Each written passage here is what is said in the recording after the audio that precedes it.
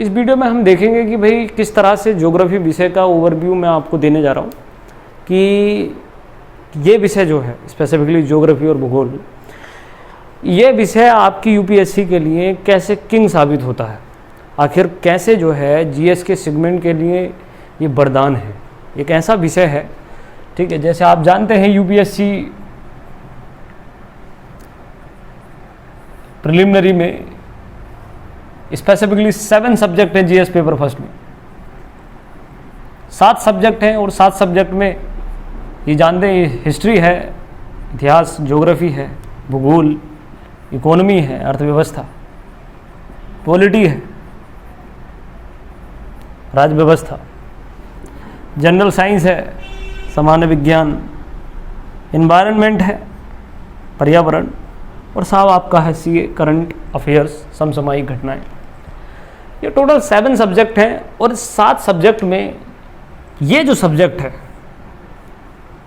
कैसे इसका वेटेज इतना ज़्यादा है और कैसे ये जो है आपके लिए एक तरीके से वरदान साबित होता है। ठीक है, मैं अगर आपको ये इस वीडियो के माध्यम से बड़ी ही पर्सनल बातें बताना चाहता हूँ कि भाई मैंने विषय जब पढ़े, ये सारे के सारे विषय पढ़े, बड़ी डिटेल इन्फॉर्मेशन मैंने इन विषयों की ली, और जब ऑप्शनल चूज करने की बात आई तो ऑप्शनल चूज करने में मुझे बहुत ज़्यादा जो है बहुत सारी चीज़ों को मैंने देखा। हिस्ट्री, ज्योग्राफी, पॉलिटी, इकोनॉमी, सबकी कुछ बड़ी अच्छी अच्छी विशेषताएं थी, बहुत अच्छी बातें भी थी, कुछ से मैं बहुत अटैच हो पाया। एक विषय था जैसे हिस्ट्री आज भी one of my favourite subject है। ठीक है, बहुत ही शानदार विषय हमको लगता है अगर मैं व्यक्तिगत राय की बात करूं। लेकिन मैंने जब ऑप्शनल चूज किया तो मैंने हिस्ट्री को ऑप्शनल ना चूज करके इतिहास को, वो ज्योग्राफी को ऑप्शनल चूज किया जब मेरा भूगोल था।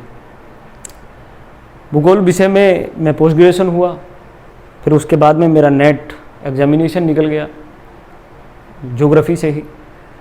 तो ज्योग्राफी विषय के बारे में मुझे जहाँ तक लगा, जो मुझे आपको साथ में शेयर करना चाहिए, वो मुझे ये लगा कि यह विषय कुछ अलग बात रखता है यूपीएससी स्पेसिफिकली जब हम जीएस सेगमेंट की बात करते हैं।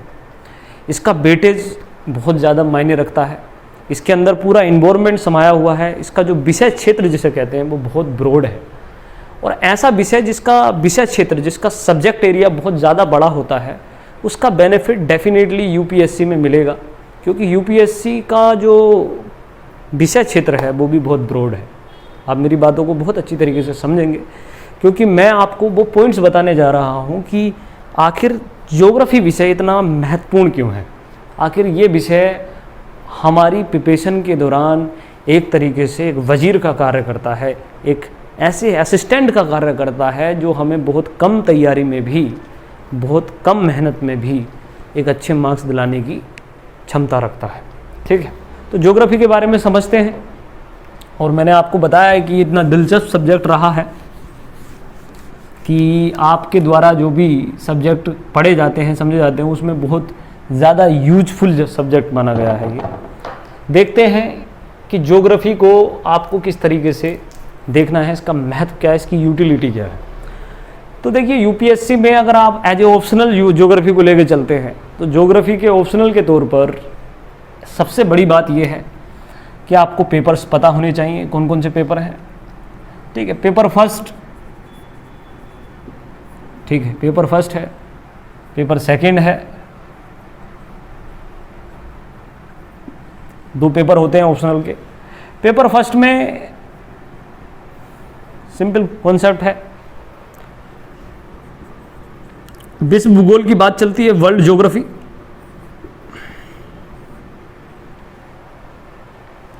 ठीक है, wait a minute, paper first का मतलब है वर्ल्ड ज्योग्राफी, यहाँ पर है, सॉरी, वर्ल्ड ज्योग्राफी, विश्व भूगोल। विश्व भूगोल के 2 पर्टिकुलर पार्ट हैं इसके, एक तो फिजिकल ज्योग्राफी, भौतिक भूगोल, और एक है साहब ह्यूमन ज्योग्राफी, मानव भूगोल। दोनों पेपर हैं ये। First paper world geography, physical geography and human geography. Second paper same second paper है इंडियन ज्योग्राफी का, ठीक है, फिजिकल ज्योग्राफी ऑफ इंडिया, भौतिक भूगोल भारत का, और मानव भूगोल, ह्यूमन ज्योग्राफी ऑफ इंडिया।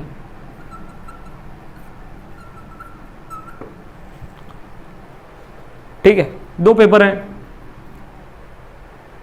इस कॉन्सेप्ट को लेकर चलना है आपको। 250 वर्ड्स का ये पेपर आएगा, 250 वर्ड्स का ये पेपर आएगा। टोटल ऑप्शनल सब्जेक्ट आपका 500 क्वेश्चंस का होगा।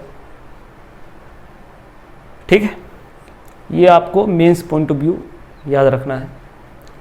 अब मैं आपको बता रहा हूं कि फिजिकल ज्योग्राफी ऑफ इंडिया या ह्यूमन ज्योग्राफी ऑफ इंडिया और वर्ल्ड में क्या डिफरेंस है, और ज्योग्राफी का मतलब रियल में है क्या।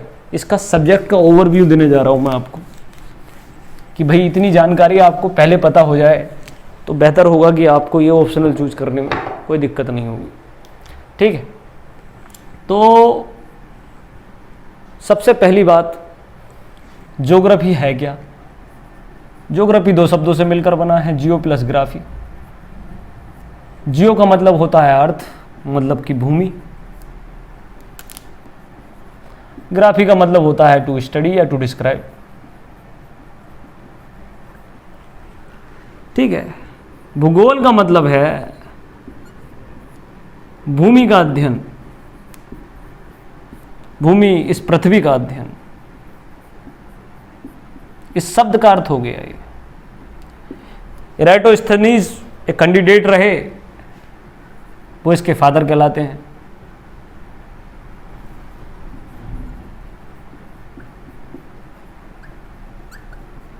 वो चीज़ें तो हम डिस्कस करेंगे डिटेल में, क्योंकि ये जो सीरीज मैं आपको सुनाने जा रहा हूँ, ये बताने जा रहा हूँ, वो ज्योग्राफी की सीरीज है।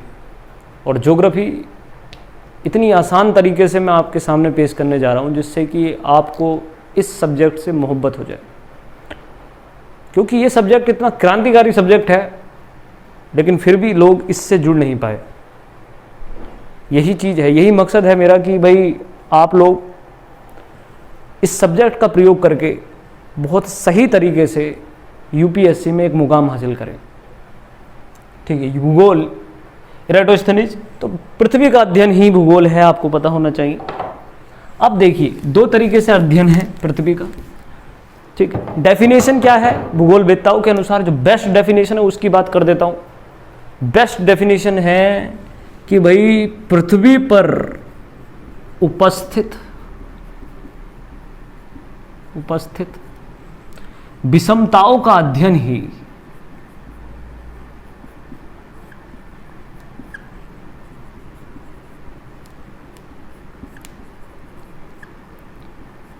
भूगोल है।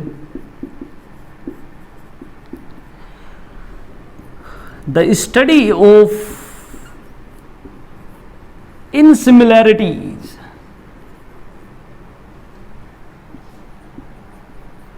of the earth surface is known as geography। अब देखिए, पृथ्वी है, इस पृथ्वी के धरातल पर उपस्थित जितनी भी विषमताएं हैं, धरातल सरफेस है, only we are talking about surface only.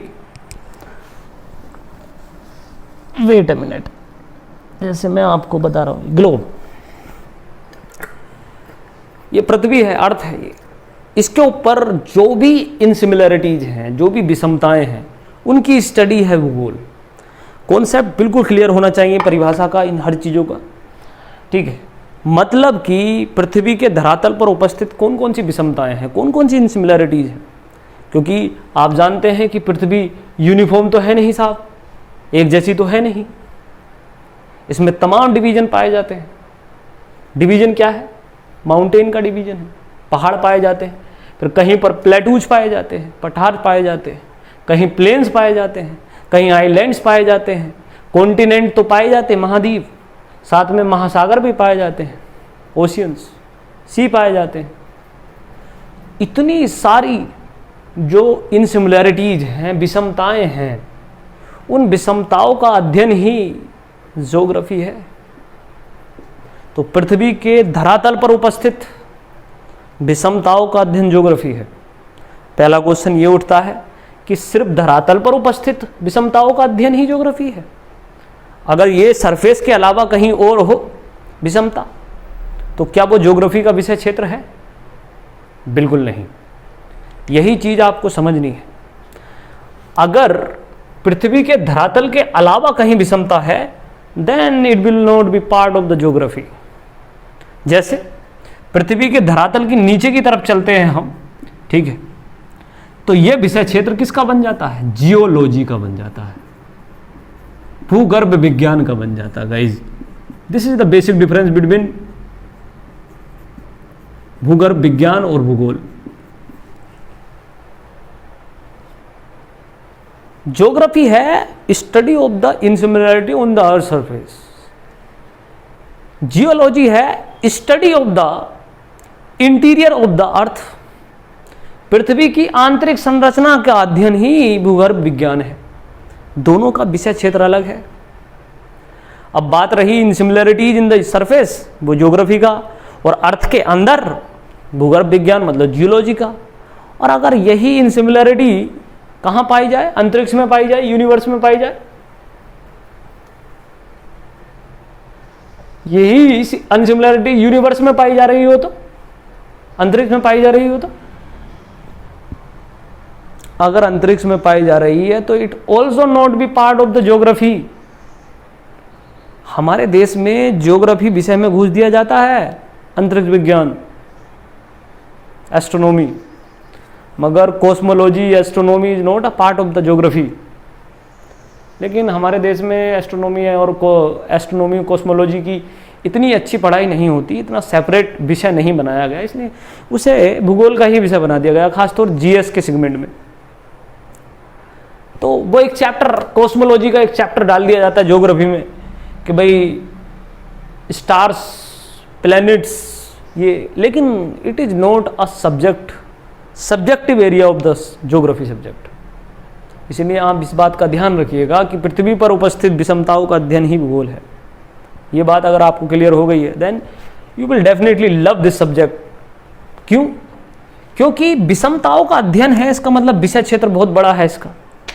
इस पूरे के पूरे अर्थ पर तमाम विषमताएं पाई जाती हैं on the basis of physical and on the basis of human being. अब दो विषय क्षेत्र, दो पार्ट हैं ज्योग्राफी के, अगर हम सही तरीके से देखें तो। नंबर 1 पार्ट है फिजिकल ज्योग्राफी और नंबर 2 पार्ट है ह्यूमन ज्योग्राफी। फिजिकल,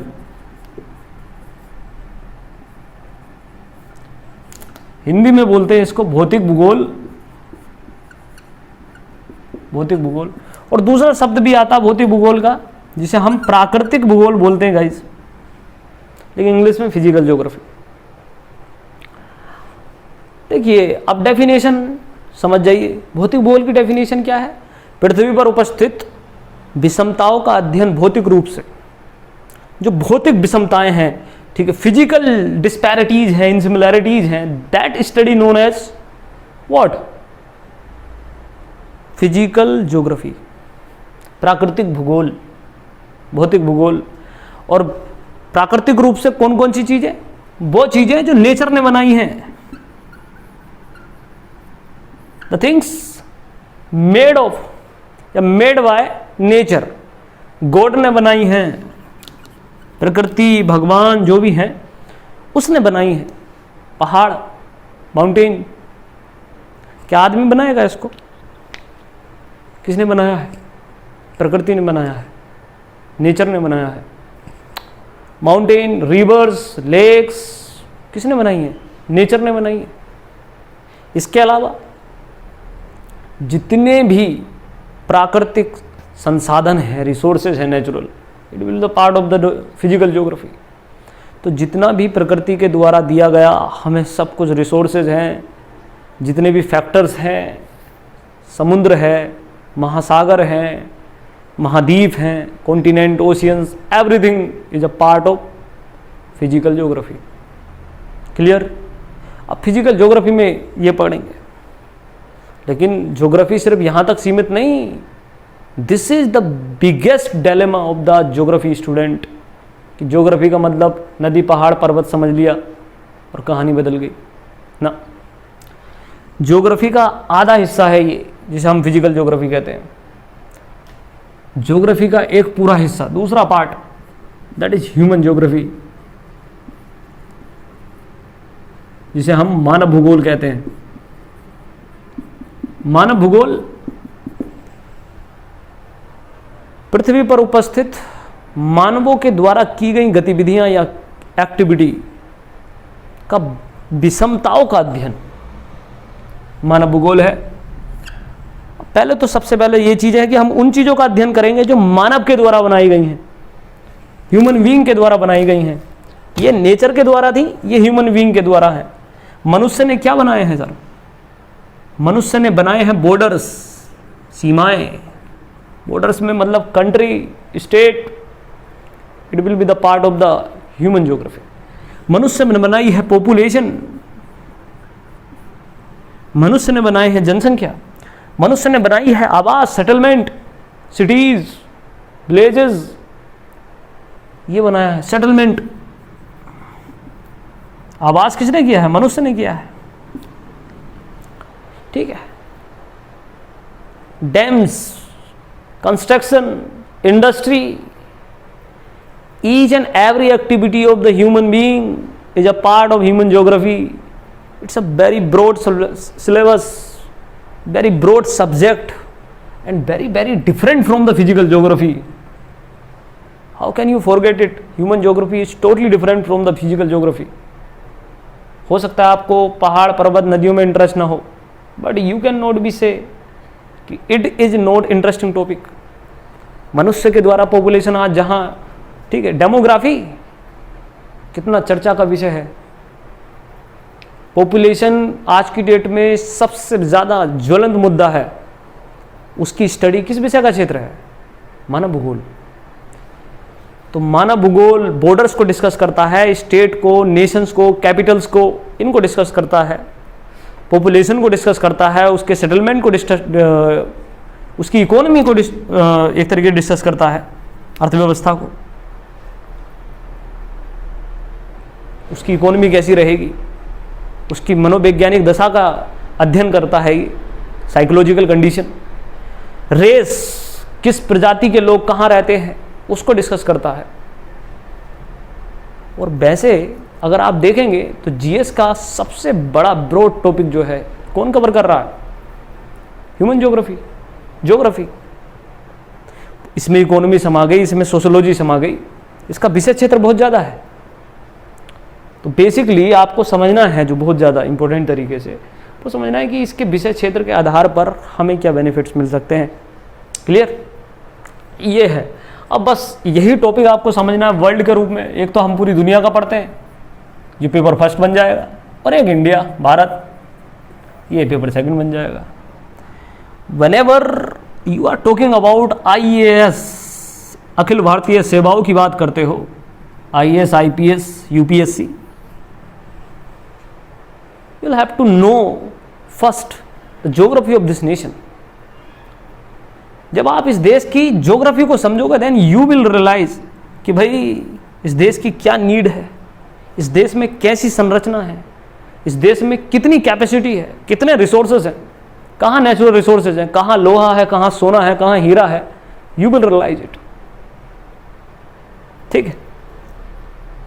तो this part will be incomplete without the geography. Without geography, you cannot make image of India in your mind and in your hand actually. India, ठीक है? और IAS का I India से शुरू होता है guys. इस देश को समझना जरूरी है। It's a very technical subject. ये मदद करेगा आपकी। इसीलिए इस देश की ज्योग्राफी को समझने के लिए, इस देश की इकोनॉमिक कंडीशन, सोशोलॉजिकल कंडीशन को समझने के लिए, इस देश को सही तरह से हर पक्ष को जानने के लिए आपको यह विषय कहीं ना कहीं पढ़ना चाहिए ही और पढ़ना पड़ेगा ही, ठीक है। इसीलिए जो इसका विषय क्षेत्र है वो बड़ा फेवरेबल है for the general studies and all these things. Technicality की बात करते हैं ना सिर्फ, ज्योग्राफी के अंदर इन्वायरमेंट समाया है, इकोनॉमी समाई है, ठीक है। 45 क्वेश्चंस बनेंगे सर, इन्वायरमेंट, इकोनॉमी और खुद ज्योग्राफी से प्रिलिमिनरी में। It will be related 45 questions, 45। अगर सिर्फ 20 से 15 क्वेश्चन सिर्फ ज्योग्राफी से आए हैं और 15 से 20 क्वेश्चन सिर्फ इन्वायरमेंट से आए हैं, it will be 40 or 45 questions in the preliminary examination of the GS. ये इसीलिए इसकी सही तरह की स्टडी आपकी हो, सही डायरेक्शन में आप जो है इसकी पढ़ाई की कर पाएँ, उसके लिए मैं आपके लिए ये वीडियो सीरीज शुरू कर रहा हूँ। आप जो मैंने कंटेंट आपको बताया है वो कंटेंट अच्छी तरीके से पहले खरीदिए, देन रीड इट, और फिर हम अपनी इस सीरीज के माध्यम से जितना ज़्यादा सामान्य होगा, जितना ज़्यादा जनरल होगा, उस जनरल वे में आपको कॉन्सेप्ट समझाऊंगा मैं, ठीक है। और आपको रियलाइज होगा कि भाई ये विषय आखिर हमारे जीवन के लिए कितना ज़्यादा ज़रूरी है, क्योंकि each and everything it depend upon two things only, two things. Number 1 time, समय क्या है। नंबर 2 परिस्थिति, सर्कमस्टांसेस, समय और परिस्थिति। And geography is the study of these two things, this is the beauty of the geography. समय और परिस्थिति का अध्ययन भी भूगोल ही कहलाता है। इसीलिए कहीं ना कहीं you will be definitely realize it that geography optional is the best option for the UPSC aspirant, ठीक है। ऐसा नहीं है कि ऑप्शनल तो बहुत सारी तरीके से तैयार होते हैं, वो तो सब सही है, everything but is very very good, लेकिन मेरे पास में कुछ लॉजिकल और कुछ फैक्चुअल फैक्ट्स हैं कि अगर आपको जरा भी इंटरेस्ट हो, इंटरेस्ट देखो किसी भी विषय में तब बनता है when you will realise that you are understanding this subject, तुम समझ रहे हो उसको। If you are getting understand then definitely you will generate interest in the subject, definitely. अगर आपको उस विषय में इंटरेस्ट जगाना है जो सबसे ज़्यादा कारगर साबित हो सकता है, तो उसका एक ही माध्यम है कि आपको उसके कॉन्सेप्ट्स को समझ में आ जाना चाहिए। When you will know and get the concept of the geography in a very minute way, in a very general way, you will definitely feel it's an interesting subject. आज की डेट में you want to go United Kingdom, you want to go United States of America, but you don't know the location of United Kingdom, how many countries are present in the United Kingdom, you don't know. जब तुम्हें यही नहीं पता कि United kingdom में कितने country हैं, उसकी कैपिटल क्या है, वहाँ पर नेचुरल रिसोर्सेज के तौर पर निकलता क्या है, होता क्या है, उसका कल्चर क्या है, मैंने काय को सपना में पाल रहे हो भाई कि we will go to United Kingdom and all these things. Don't be a वाली कंडीशन जनरेट मत कीजिए कि भाई भेड़ चाल चल रही है, चलते जाइए। समझिए डेफिनेटली कि भाई किसी भी चीज़ के होने का मतलब क्या है। और बड़ी इंटरेस्टिंग सी बात है कि भाई ये बचपन के जितने भी क्वेश्चन थे, जितने भी प्रश्न थे जो हमारी क्यूरियोसिटी को जगा रहे थे, उन सब के सबसे ज़्यादा आंसर देने की ताकत रखता है ये विषय। कि आसमान है नीला क्यों, ठीक है, पानी गीला गीला क्यों, गोल क्यों है ये जमीन, all these things geography will tell you कि ज़मीन गोल क्यों है, ठीक है, आसमान नीला क्यों है, बारिश होती क्यों है, और क्या चाहिए। When you will get true knowledge definitely you will generate the interest in the subject. तो बेशक अगर जो बच्चे जरा सा भी डिलेमा रखे हुए हैं और सब्जेक्ट में, इन सब्जेक्ट्स में, तो ये सब्जेक्ट आपको कहीं ना कहीं मदद कर सकता है, ठीक है। ये बात मैं इतनी कॉन्फिडेंस के साथ इसलिए कह पा रहा हूँ क्योंकि मैंने ये चीज़ महसूस की है कि जब हमें विषय चूज करना होता है या वैकल्पिक विषय की बात आती है तो हमें बहुत सारी चीज़ों में क्या करना होता है, बहुत सारी चीज़ों को देखते हुए काम करना होता है। यूपीएससी के हिसाब से अगर कहूँ तो UPSC is very very favourable with subject. हम इतना कर सकते हैं कि अगर थोड़ा इंटरेस्ट कम है तो ज़्यादा इंटरेस्ट जगा ले, क्योंकि ये सब्जेक्ट यूपीएससी के फेवरेबल है। तो वो सब्जेक्ट चूज करना हमेशा उचित रहेगा जो फेवरेबल हो, जीएस को लेकर चले, प्रिलिमिनरी को लेकर चले, आपकी ज़िंदगी को लेकर चले। आपको कम से कम एक शहर का एक नैरो माइंडेड पर्सन बनाकर एक पूरा का होलिस्टिक यूनिवर्स का जो है कैंडिडेट बनाता है ये विषय। So how can you say that? तो डेफिनेटली मेरी शुभकामनाएं आपके साथ हैं। All the very best. हम ये जर्नी शुरू करेंगे। भारत का एक बुरा समय चल रहा है, कोविड-19, ठीक है। अब ये सेकंड फेज में उतर चुका है, आप सभी लोग जानते हैं। हम सभी लोग बुरी तरीके से इससे आहत हुए हैं, लेकिन हमें हिम्मत नहीं हारनी है। सबसे पहले हम अपना ख्याल रखेंगे।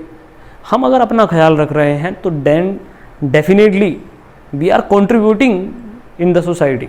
अपने आप का ध्यान रखना भी, ख्याल रखना भी समाज को एक बड़ा कंट्रीब्यूशन है आज की डेट में। ये वो समय चल रहा है, इसलिए अपने घरों में रहें, सुरक्षित रहें, मास्क का प्रयोग करें, सैनिटाइजर का प्रयोग करें, पॉजिटिविटी फैलाएं, सकारात्मकता फैलाएं, नकारात्मक बातें ना करें और इसी के साथ अपने लक्ष्य पर बने रहें, ठीक है। संकट है सर, टल जाएगा डेफिनेटली।